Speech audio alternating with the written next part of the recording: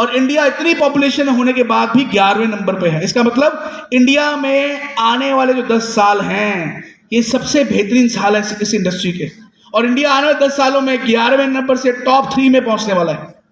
तो सोचिए कितनी बड़ा स्कोप है इस इंडस्ट्री का। जो इंडस्ट्री इस समय 22-23 हज़ार करोड़ की इंडस्ट्री है, वो आने वाले सालों में ये 1 से 2 लाख करोड़ की इंडस्ट्री जो है बनने वाली है।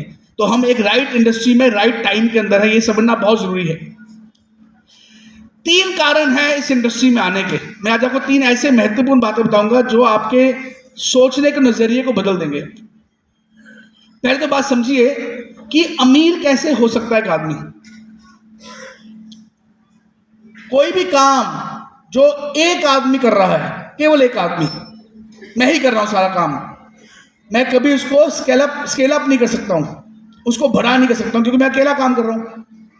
कोई भी ऑर्गेनाइजेशन जब चलती है, पहले एंटरप्रेन्योर जो होता है पहले खुद काम करता है, फिर 2-3 एम्प्लॉयज रखता है, फिर 10-15 एम्प्लॉयज रखता है, फिर 50-100 एम्प्लॉयज रखता है, फिर 1000-2000 एम्प्लॉय रखता है, क्योंकि अकेला कोई आदमी कामयाब नहीं हो सकता।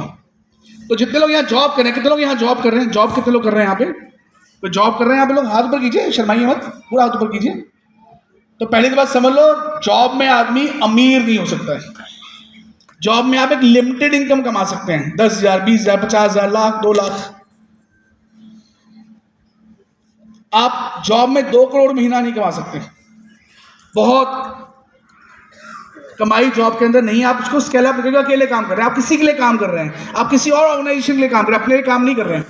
दूसरा, कोई भी छोटा बिजनेस, एक दुकान हो गई, एक छोटी सी फैक्ट्री हो गई, आप कोई प्रोफेशनल हैं, सीए हैं या फिर डॉक्टर हैं या फिर वकील हैं, आप काम कर रहे हैं, आप केस लड़ रहे हैं, आप पेशेंट को देख रहे हैं, आप लोगों की रिटर्न भर रहे हैं, आप अकेले काम करें, आप उसको स्केल अप नहीं कर सकते, आप अमीर नहीं हो सकते। हाँ, आप थोड़ा बहुत पैसा जरूर कमा लेंगे, लेकिन अमीरी की बात करें तो वो नहीं हो सकते।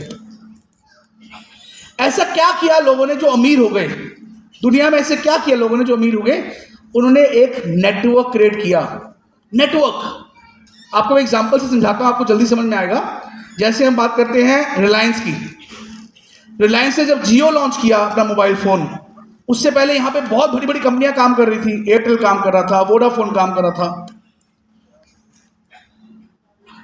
ऐसे बहुत सारी बड़ी बड़ी कंपनियां ऑलरेडी मोबाइल सेक्टर के अंदर काम कर रही थी। तो जब जियो लॉन्च हुआ, उसको बात समझ में आ गई कि मुझे अगर पूरा इंडिया